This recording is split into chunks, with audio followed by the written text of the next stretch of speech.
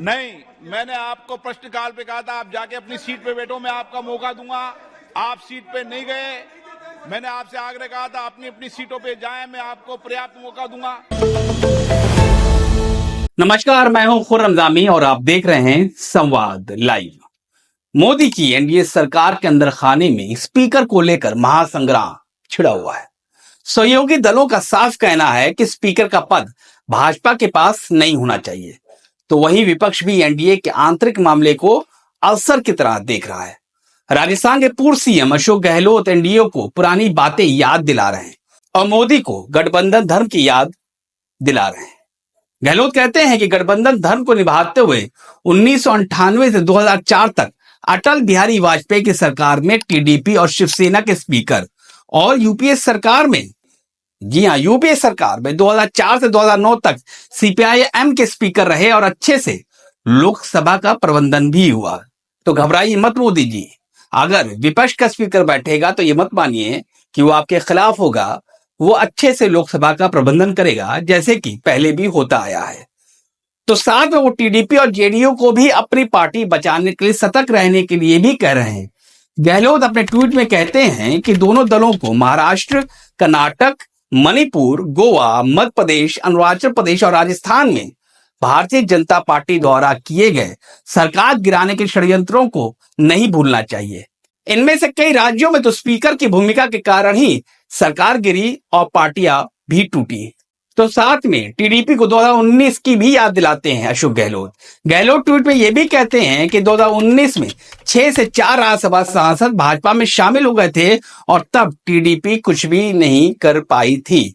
अब अगर भाजपा लोकसभा स्पीकर का पद अपने पास रखती है तो टीडीपी के साथ साथ जेडीयू को भी अपने सांसदों के हॉर्स ट्रेडिंग होते देखने के लिए तैयार रहना चाहिए। ये कहना है अशोक गहलोत का। इसमें नीतीश कुमार भी हैं और नायडू भी।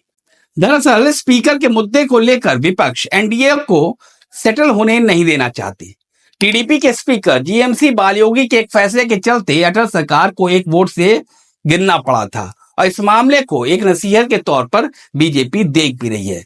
तो विपक्ष विगत 10 सालों में सदन की कार्रवाई को तीसरे साल होने देना नहीं चाहती। दरअसल विपक्ष ये कहना चाहती है कि पिछले 10 सालों में जो सत्ता पक्ष है उसने सदन के अंदर विपक्ष का दमन किया और यही वजह है कि इस बार वो चाहती है, विपक्ष चाहती है कि जो स्पीकर हो वो भाजपा का ना हो, लेकिन नंबर उनके पास नहीं है, लिहाजा वो टीडीपी और जेडीयू के कंधे का इस्तेमाल कर रही है।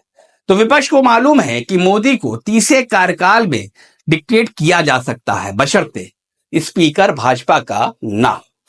तो वही खबरें ये भी आ रही है कि भाजपा ओम बिरला को रिपीट करने का मन बना रही है और अगर इसमें वो कामयाब नहीं हो पाई तो फिर प्लान बी भी है भाजपा के पास।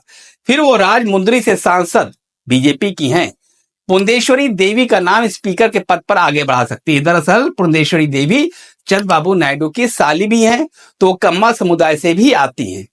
आंध्र प्रदेश की राजनीति में ये प्रभावशाली समुदाय है। कम्मा समुदाय को टीडीपी का ट्रेडिशनल वोटर माना जाता है। साफ है कि डी पुंदेश्वरी के बहाने भाजपा नायडू की पार्टी के ट्रेडिशनल वोट बैंक में सेंध लगाना चाहती है। इस सेंधमारी से बचने के लिए नायडू बहुत अधिक पुंदेश्वरी का विरोध नहीं कर पाएंगे और भाजपा टीडीपी के सहारे अपना स्पीकर बना पाएगी। तो वहीं विपक्षी दल वेट एंड वॉच पॉलिसी अख्तियार की हुई है। कहा तो यह भी जा रहा है कि विपक्षी खेमा एनडीए के सहयोगी दलों के मूव का इंतजार कर रही है, लेकिन क्या सिर्फ बाल योगी प्रकरण के चलते ही स्पीकर का पद इस कदर सेंसिटिव हो गया है? बिल्कुल भी नहीं। तो आइए जानते हैं उन मामलों को जब स्पीकर के चलते सत्ता पक्ष को खासी दुश्वारियां झेलनी पड़ी थी। भारत के संसदीय इतिहास में लोकसभा अध्यक्षों ने संसदीय मर्यादा बनाए रखने और विधायी प्रक्रियाओं को सुविधाजनक बनाने में महत्वपूर्ण भूमिका निभाई है। हालांकि उनके फैसलों ने कई बार निष्पक्षता और राजनीतिक दबावों को संतुलित करने की जटिलताओं को रेखांकित करते हुए केंद्र सरकारों के लिए महत्वपूर्ण चुनौतियां भी पैदा की हैं। पहला जिक्र आता है जीएमसी बालयोगी का, साल 2001। इस ऑपरेशन के जरिए फर्जी आर्म्स डीलर से 1 लाख घूस लेने के मामले में सीबीआई अदालत ने तत्कालीन भाजपा अध्यक्ष बंगारू लक्ष्मण को दोषी भी करार दिया था, जिसके बाद बोफोर्स टेलीकॉम, आदर्श घोटाला, कॉमनवेल्थ जैसे घोटालों को लेकर कांग्रेस को घेरने वाली बीजेपी के लिए दिक्कतें बढ़ी थी। विपक्ष लामबंद हुआ। केंद्र में अटल की अगुवाई में एनडीए की सरकार थी। विपक्ष इस मुद्दे पर सदन में बहस चाहता था और फैसला लेना था स्पीकर को, बालयोगी साहब को। और 2001 में तत्कालीन लोकसभा स्पीकर जीएमसी बालायोगी ने तहलका एक्सपोज पर बहस की अनुमति दे दी, जिसमें शीर्ष बीजेपी नेताओं को भ्रष्टाचार घोटाले में फंसाया गया था।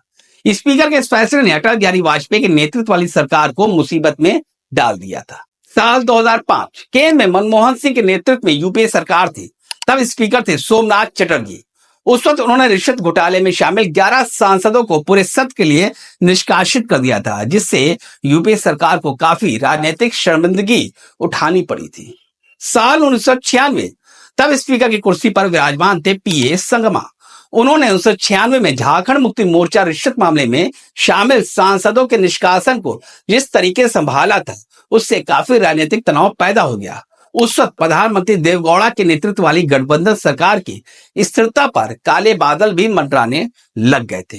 देश की पहली महिला स्पीकर मीना कुमार ने 2012 में कोयला ब्लॉक आवंटन घोटाले पर बहस की अनुमति देने के चलते कांग्रेस के नेतृत्व वाली यूपीए सरकार को गंभीर शर्मिंदगी का सामना करना पड़ा था और जवाबदेही और पारदर्शिता की मांग भी तेज हो गई थी। इस फेहरिस्त में मनोहर जोशी का भी नाम आता है। 2003 में विवादास्पद दूरसंचार नीति परिवर्तनों पर विस्तृत चर्चा की अनुमति देने के जोशी के फैसले ने एनडीए सरकार को अपनी नीतियों को सही ठहराने के लिए गंभीर जांच और दबाव में डाल दिया था। तो ये वो मामले हैं जब लोकसभा स्पीकर ने फैसला लेते वक्त के तकाजे पर गौर किया। ये वो भूल गए कि उनके फैसले से विपक्ष या फिर सत्ता पक्ष को कितना फायदा या नुकसान होगा। उन्होंने जो हालात थे उस हिसाब से फैसले लिए। तो जाहिर है मोदी ये नहीं चाहते कि इस फेहरिस्त में किसी नए स्पीकर का नाम जुड़े और उनकी सरकार को दिक्कतों का सामना करना पड़े या फिर शर्मिंदगी झेलनी पड़े। मोदी हो या फिर विपक्षी खेमा, दोनों के स्पीकर की कुर्सी की तासीर का एहसास है। यही वजह है कि दोनों खेमा इस पद पर नजरें गड़ाए हुए हैं। तो ये बात, और हमारे देश के लोकतंत्र के इतिहास में अभी तक स्पीकर पद के लिए चुनाव नहीं हुआ है, तो क्या इस बार ये परंपरा भी टूटेगी? हालात तो उसी की तरफ इशारे कर रही है। तो साथ में दोनों खेमे को यह भी मालूम है कि अगर स्पीकर पद के लिए चुनाव की नौबत आती है तो फिर दिक्कतें दोनों तरफ होंगी, क्योंकि अगर सत्ता पक्ष चूकता है तो माना जाएगा कि सदन में सत्ता पक्ष यानी मोदी की एनडीए सरकार के पास बहुमत ही नहीं है, और अगर विपक्ष का कैंडिडेट हारता है तो माना यह जाएगा विपक्षी खेमे में एकजुटता नहीं है। यहाँ संकट सत्ता पक्ष का बड़ा है। और अगर चुनाव के बिना स्पीकर भाजपा का नहीं बन पाता तो माना जाएगा कि मोदी पर सहयोगी दल हावी हैं, और अगर भाजपा ये पद अपने पास रखने में कामयाब हो जाती है तो फिर कहा जाएगा मोदी इज द किंग। तो इंतजार करिए 26 जून का, उस दिन मालूम चलेगा कि सत्ता पक्ष पर विपक्ष हावी है या विपक्ष पर सत्ता पक्ष। तो आज के लिए बस इतना ही। अगर आपको अपनी राय देनी है तो जरूर दें। अगर आपके पास हमारे लिए कुछ सुझाव है तो जरूर कमेंट करें और हमको बताएं। और हाँ, अगर आपने हमारे चैनल को अभी तक सब्सक्राइब नहीं किया है तो जरूर करें। फिलहाल हमें और हमारी टीम को दीजिए इजाजत। नमस्कार।